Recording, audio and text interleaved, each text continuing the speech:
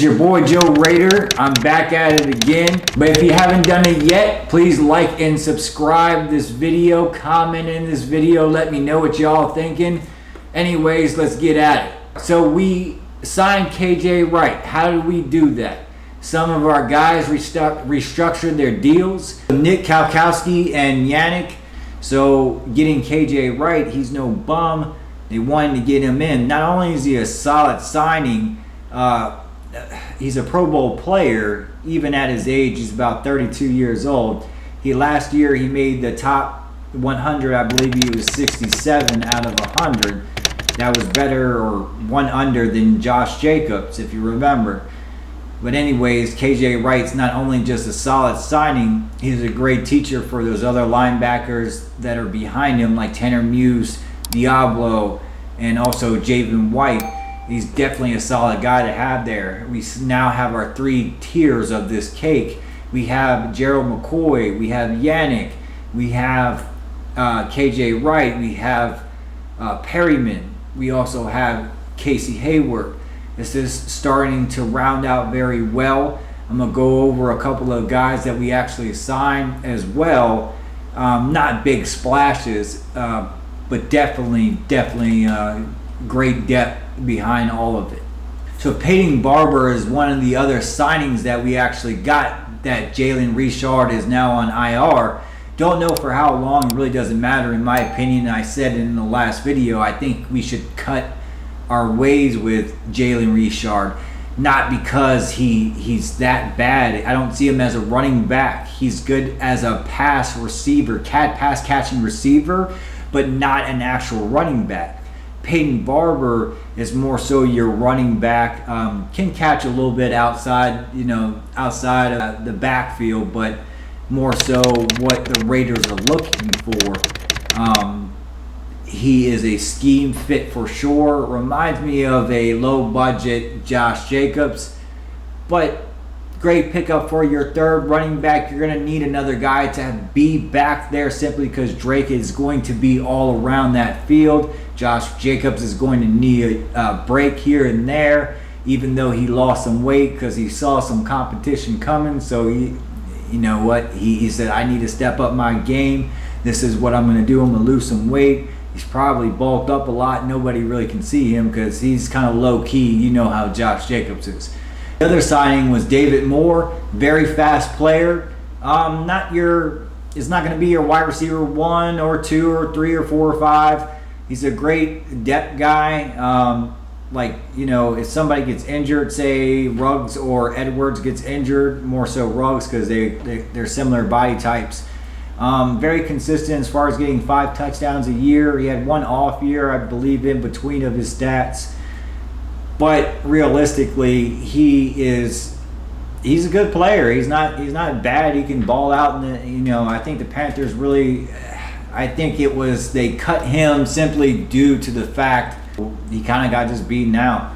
We swooped in. We picked up David Moore. He was a free agent temporarily. He's a good pickup. I like the signing. He's not going to be your wide receiver 1 or 2, but you know what? He's good if Ruggs goes down, if somebody else goes down. I also wanted to address John Brown's situation about how he wanted to leave the Raiders, how he wanted to be released.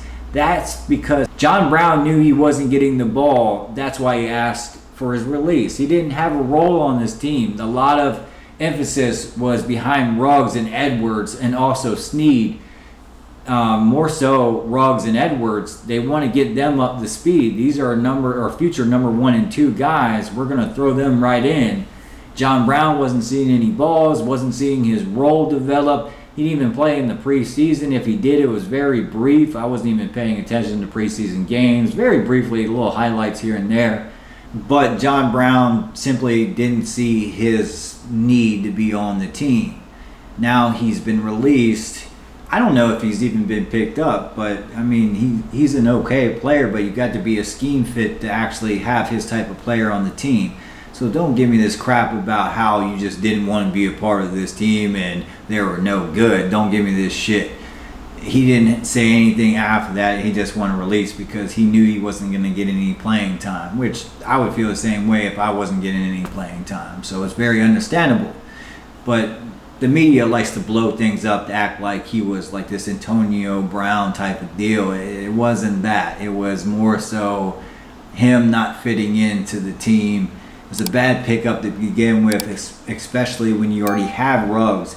Then you pick up Willie Snead, and you pick up these other guys, and then you're trying to develop Ruggs and Edwards. I just think it was pretty dumb to get John Brown to begin with.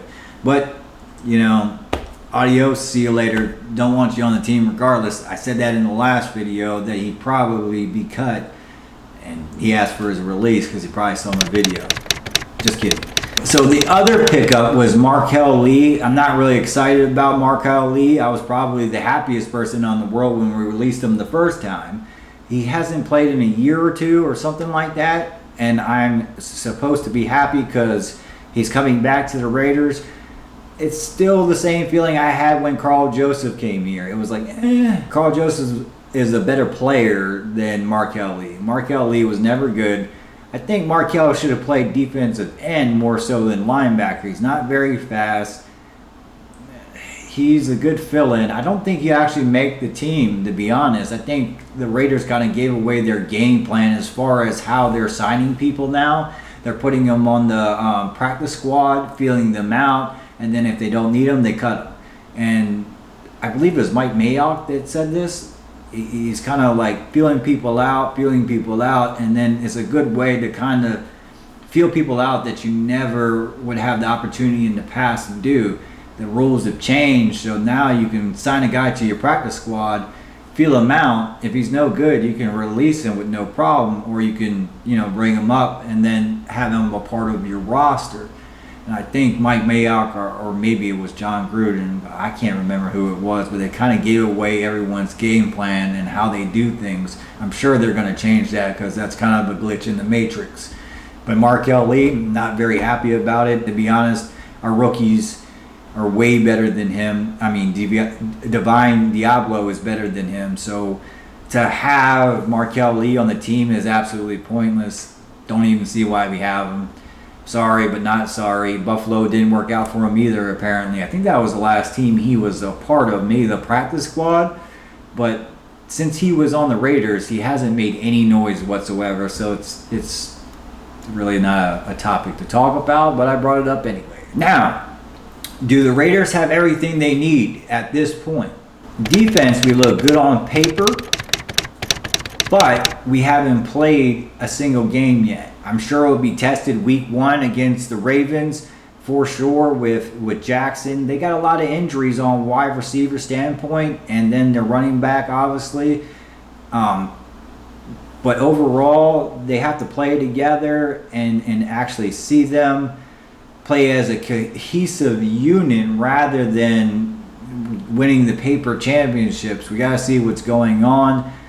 They look decent in preseason, but a lot of starters didn't play, so we'll see what happens week 1 in Las Vegas. Hopefully our home crowd will I don't know, take advantage of the situation. But as far as being a complete defense right now, I have no idea, and neither do any of us. Inside defensive line is still a question mark. Even with McCoy, behind McCoy, the consistency is my problem. We know Yannick, we know Crosby are going to get the job done. Linebacker with Wright and Perryman, we know that's going to get, you know, solidified there. The defensive backs, we got Hayward. We got able to be able to cover now. Is he just going to be a thumper, or is he going to be able to cover now? I mean, you got great teachers in that defensive back coaching staff now. There's no reason why he shouldn't be able to cover well and why he should not understand well. We got Morag. We should be good all around there. But do we need any more? We shouldn't. That's the key word. Besides that, the offensive line scares the living hell out of me. We only have 3 guards that I can think of. Richie Incognito, Simpson, and Good. It wouldn't shock me if they pick up a couple of guys in free agency. two guys that I can think of. I don't remember. Let me. Nick Easton is one of the guys that I think they should look at. The other one is Joe Dahl. I believe these guys can kind of fit the backup role, or maybe fill into the starting role. Or do we go as far as actually trading for someone?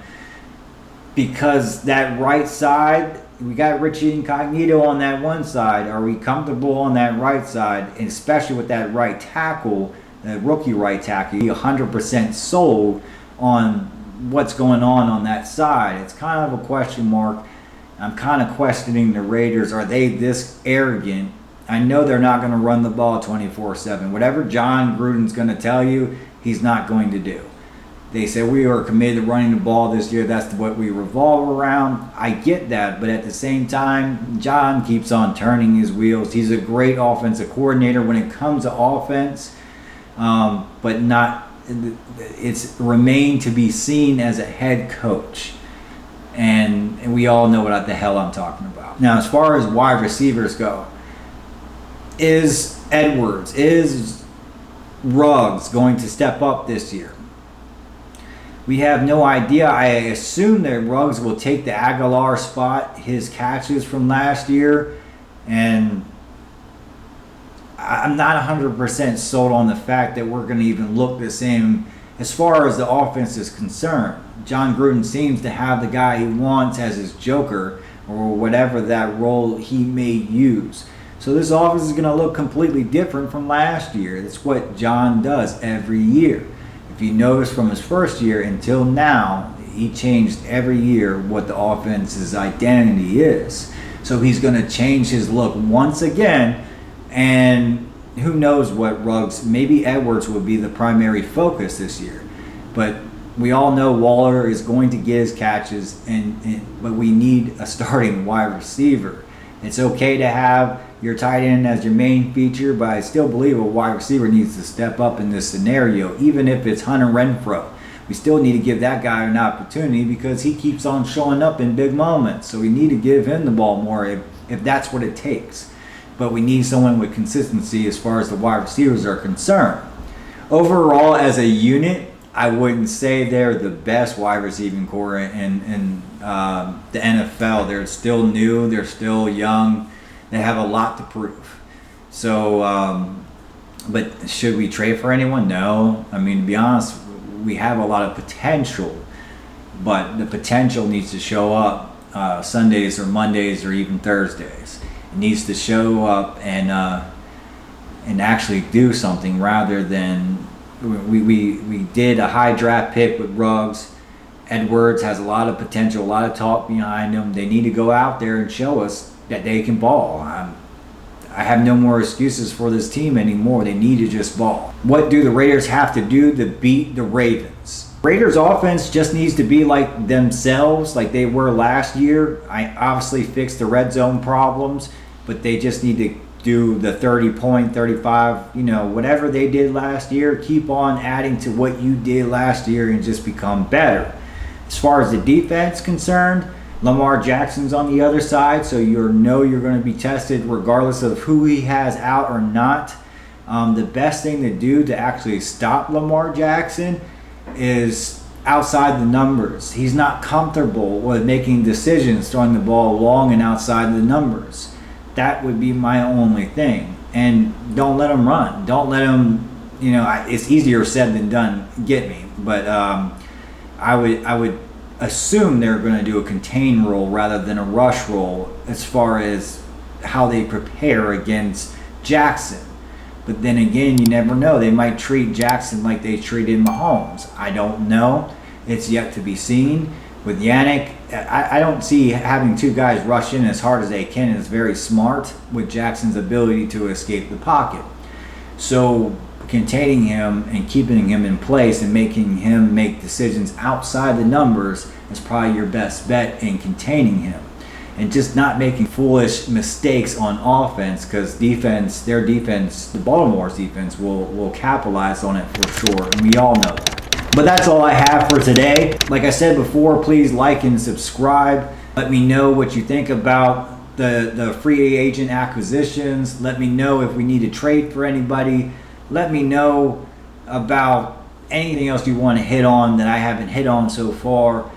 And unlike those other guys on Twitter and Instagram and Facebook that don't respond to you, I'll respond to you no matter what, unless it's a random statement and I don't know how to respond to it.